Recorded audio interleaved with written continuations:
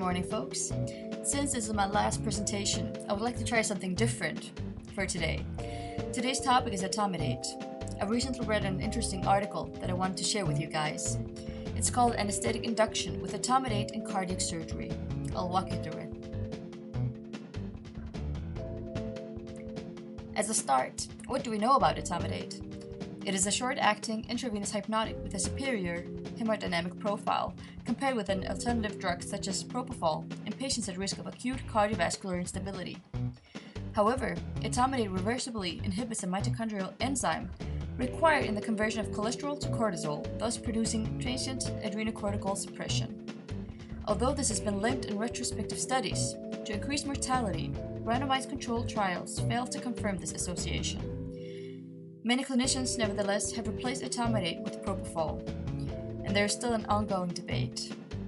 As such, a group of doctors in Switzerland wanted to compare the effects of a single induction doses of Etomidate with that of propofol on hemodynamics, adrenocortical responsiveness, and early outcomes in patients undergoing either elective CABG or mitral valve surgery.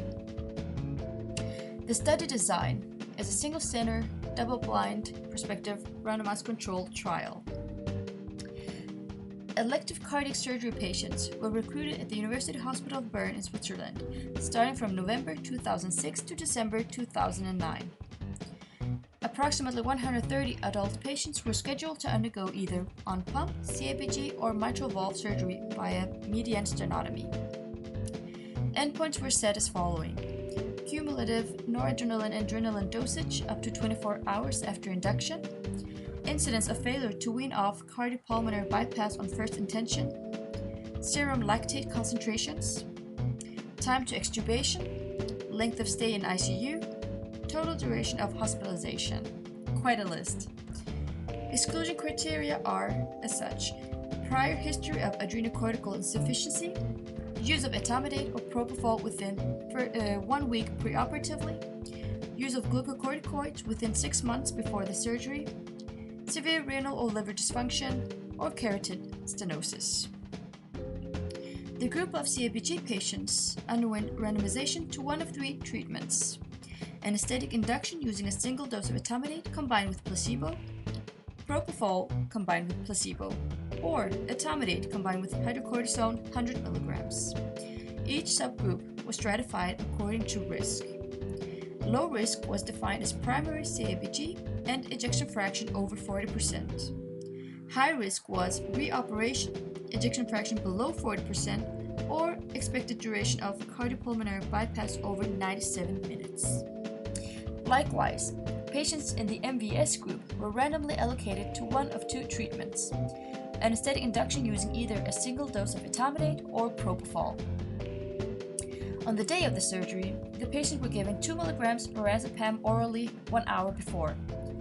Anesthetic induction comprised midazolam, fentanyl, and lignocaine injections, followed by study drug.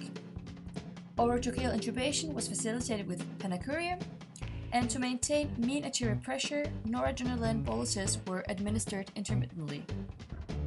In the third subgroup of CABG patients, as mentioned before, received Etomidate along with a loading dose of hydrocortisone, and this continued throughout the day and on to day 3. In all patients, adrenocorticotropin test was performed. Furthermore, plasma cortisol concentration was measured following cardiopulmonary bypass and 30 minutes after successful weaning.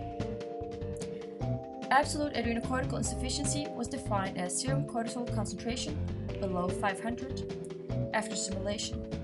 Relative adrenal insufficiency meant a rise less than 248 after stimulation, regardless of baseline.